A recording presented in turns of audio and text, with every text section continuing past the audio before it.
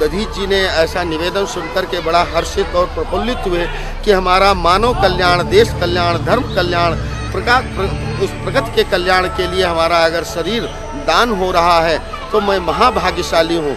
दधीची ने देवताओं की ये प्रार्थना सहर्ष स्वीकार कर ली, लेकिन अस्थिदान से पहले सभी तीर्थों के दर्शन और सभी नदियों के पवित्र जल से आचमन की इच्छा जताई।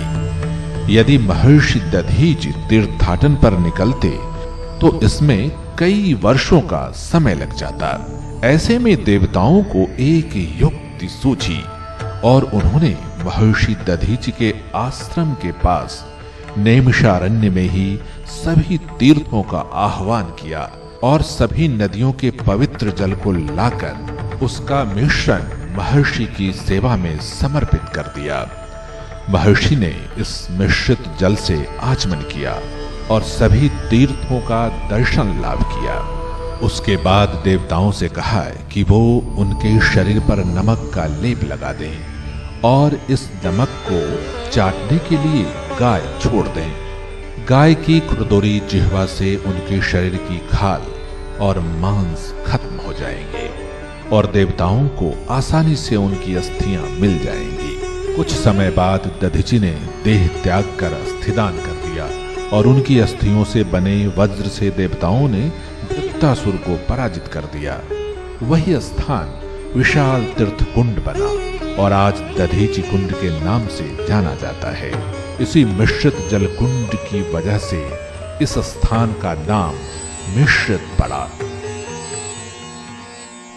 नैमिषारण्य की महिमा से सबसे पहले प्राचीन मुनि शीर्ष सूत जी महाराज ने भक्तों का परिचय कराया था।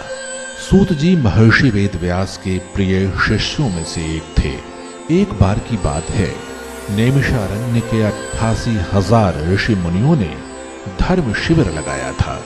सभी को ये पता तो था कि धरती पर नैमिषारण्य से ज्यादा पवित्र दूसरा कोई स्थान नहीं है, लेकिन नैमिषारण्य की धरती से जुड़े प्राचीन प्रसंगों की पूर्ण जानकारी नहीं थी।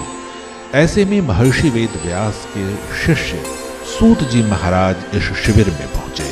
सूत जी को आया देखकर शौनक ऋषि समेत सभी ऋषि मुनियों ने सूत जी से अनुरोध किया कि वो नैमिषारण्य के इतिहास से उन्हें परिचित कराएं। सूत जी ने बताया कि यहीं पर द्वापर युग में व्यास जी ने वेदों को 4 भागों ऋग्वेद, यजुर्वेद, सामवेद और अथर्ववेद में विभाजित किया था।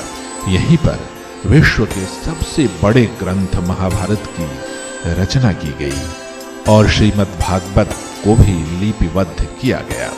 इसी धरती पर 6 शास्त्रों और 18 पुराणों की भी रचना की गई थी।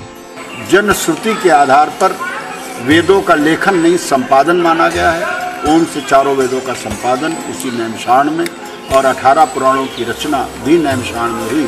वो स्थान व्यास गद्दी करके प्रसिद्ध है। व्यास जी ने अपने प्रिय शिष्य सूत जी को स्वरचित पुराणों का प्रचार करने की अनुमति प्रदान की थी। व्यास गद्दी और सूत गद्दी नैमिषारण्य की प्राचीन ऋषि परंपरा की स्वर्णिम कहानी बयान करती हैं। नैमिषारण्य की इस पावन भूमि की रक्षा के लिए स्वयं हनुमान जी ने यहाँ पर गढ़ बनाया हुआ है। श्रद्धालुओं में यह स्थान हनुमान गढ़ी के नाम से प्रसिद्ध है। यहाँ से कुछ दूरी पर है भूतेश्वर महादेव का मंदिर। यहाँ स्वयं भगवान शंकर अपने परिवार के साथ विराजमान हैं। शिव पार्वती के साथ गणेश, कार्तिकेय और नंदी जी की भी प्रतिमाएं भक्तों में नई आशा का संचार करती हैं। यहीं पर है नागेश्वर महादेव का मंदिर, जहां शिव के गहने के रूप में विराजे नागदेव को पूजा जाता है। साथ में शिव के भी पावन रूप की पूजा की जाती है। नैमिषारण्य के प्रसिद्ध चक्र तीर्थ से कुछ ही दूरी पर है 4 धाम मंदिर, जहां आदि गुरु शंकराचार्य के बनाए बद्रीनाथ, जगन्नाथपुरी, रामेश्वर और द्वारिकाधीश की प्रतिकृतियां की पूजा अर्चना होती है। सभी तीर्थों के एक ही स्थान पर होने की वजह से लंबी दूरी की तीर्थ यात्राएं करने में असमर्थ श्रद्धालुओं को एक ही स्थान पर चारों धामों का पुण्य प्राप्त हो जाता है। तीर्थ वर नैमिष विख्याता अति पुनीत किसके लिए कर देते हैं? साधक सिद्धिदाता। यहाँ नैमिषारण्य में सौनकादि महर्षि लोगों ने यहाँ तपस्या किया है, इसलिए यहाँ पुराण और भागवत यहाँ प्रवचन करने के लिए जो सारे भारत से पूरा सब भक्त लोग आता है, इसलिए जो है ना उत्तर भारत और दक्षिण भारत दोनों एक ही हो गया। नैमिषारण्य तीर्थ गोमती नदी के किनारे स्थित है। ऋषि मुनियों को सूत जी महाराज ने जब नैमिषारण्य के महात्म्य के बारे में बताया था तो उन्होंने गोमती और नैमिषारण्य के संबंध का बड़े ही सुंदर शब्दों में वर्णन किया था।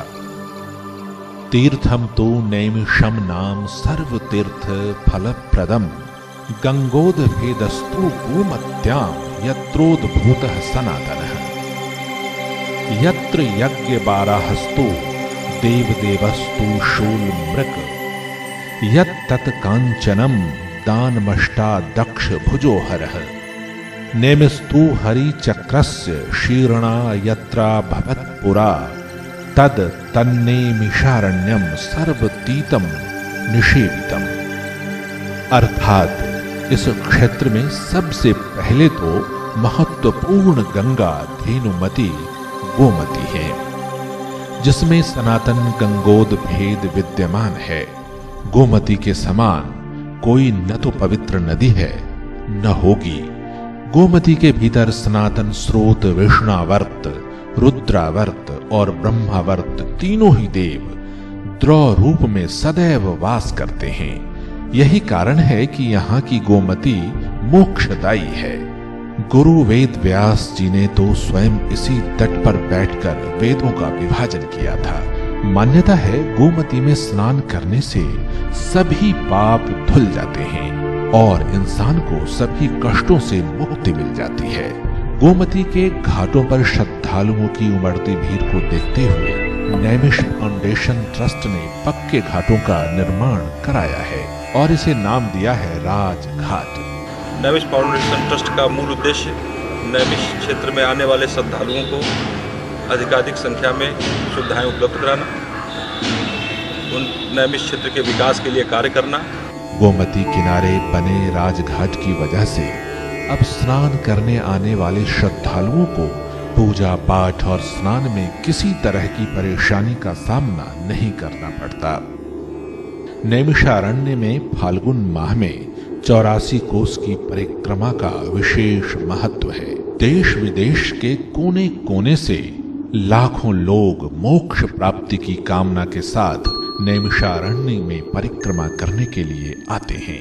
इस परिक्रमा के शुरू होने का उद्घोष होता है महाबली पवन पुत्र हनुमान के डंके की आवाज के साथ।